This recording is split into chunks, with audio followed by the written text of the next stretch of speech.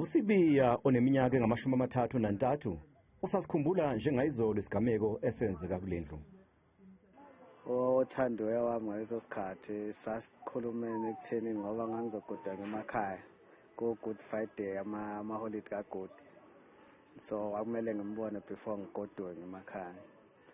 So-ke kwathi ngosuku ngolwesithathu ngangibuye emsebenzini ntambama ngaphuma ngabophasi 4 emsebenzini. So ngafika endlini, mengifika endlini la ngangihlala khona leso sikhathi ngiqashini. Usisi ngafika kuqala endlini mina ngafika ngathi ukurelaxa kancane. Wafika emva kwesikhashanyana mayefika eze kumina into ayenza okokuqala wangena endlini sa right masiqeda lapho wayiphethe u-carrier bag wase food lovers wafika wakhipha ukudla wakhipha enye into ekayini ngesigubhu kodwa ayengabonakali ngaphakathi because wayekhave newspaper mangaphosisi. So ngokwazi kwami wayethe uzongiphathela ichibi. So ngaleso sikhathi wasefuna ukulala nami ngingakayi kuyogeza wayefuna ukulala ngase ngithi mina cha ngeke ngikwazi ukuthi silale ngisacela ukuyogeza kuqala before.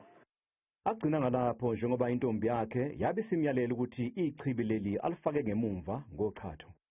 Waqhamuka esephethe ispade lento ayisefake phakathi ispade wayefike naso futhi ngoba akangenaso endlini mina ispade sokuchatha.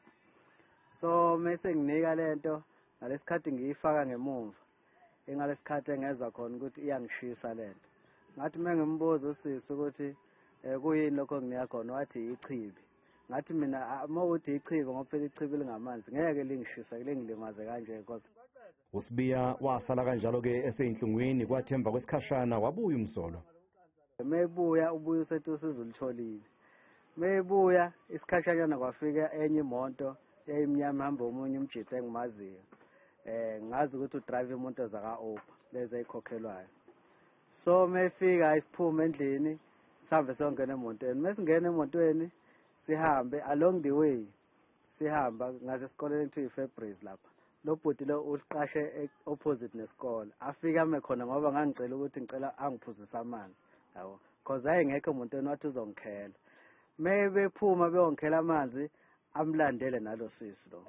Mebelandelana bangishiye emotweni ngisalibele izinhlungu. Bangene ngaphakathi baphume. Mephuma phethe esinye isigubhu esingabonakali singaphakathi ukuthi sikhonane. Indlela esasikhandwe ngayo. Kodwa mina ngokwazi kwami ngangazi ukuthi kunamanzi phakathi because ngangicela amanzi. So mebenginika amanzi ngithi ngiyawaphuza amanzi ingishisa emlonyeni lento le.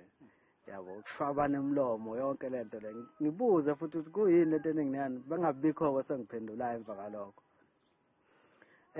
Ihamba indlela ithi ngazi ukuthi iye clinic. Mesifika eclinic eRobotini esikhundleni sokuthi sithathe right singene eclinic angangeni. Imoto ingangeni iqhubeke njalo ngomgwaqo ephezulu. Emva kalokho babe sebebuya naye futhi kulendlu. Mebefika endlini bengangise eclinic badlule straight bangisendlini. Mefika ngasendlini kwehle lo sisi kwehle lo bhuti lo sidlule samthatha eflatini. Bakhulume no driver lo mjito driver ukuthi akabalinde. Udriver anqabe engabalindi ashaya imoto ahambe. Kusale yimi ilo sisi ilo bhuti lo sidlule samthatha eflatini. Singene endlini. Into engangifike ngayenza endlini ngangena endlini ngaphuza amanzi ngalala empedeni. Mengithe ngisalele empedeni ngibheke phezulu. Ubhuti lo sidlule samthatha eflatini. Wavela wagibela empedeni nje wahlala phe wami wangiqinya ngezandla zombili. Mengibuza ukuthi hawu kwenze njani nginathi niyangibulala nenkinyelana.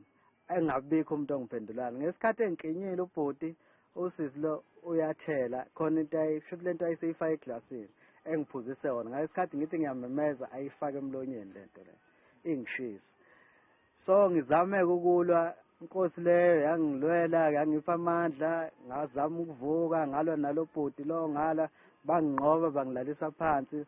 Ngalesikhathi ngilele phansi ngaze ngathatha ibhodlela lasendlini ngalibulala ngamgwaza unyawo lobhuti wayegibele phezulu wami engicindezela. So ngathola isikhathi sokuthi ngivuke. Mengivuka ngithi ngiyobalekela ngiyophuma eminyango ngagcina ngokuvula nje iminyango igate lalingavuleki. Bangidonse bangihlula ngamandla bangibuyisela ngaphakathi ngoba isikepe angisigqokile sasidabukile siphelile. bakhombisa ukuthi babengidonsa even nesikhindi angisigqokile sadabuka. Kunephimbo eliqoshiwe lomsolwa esabisa umshayeli we-Uber uma nje eke wathi vu ngalolu daba. Ungaziye ukuthi ehintsha nawe uzoba senkingeni. Please, cabangela ama-families wethu njengamanje.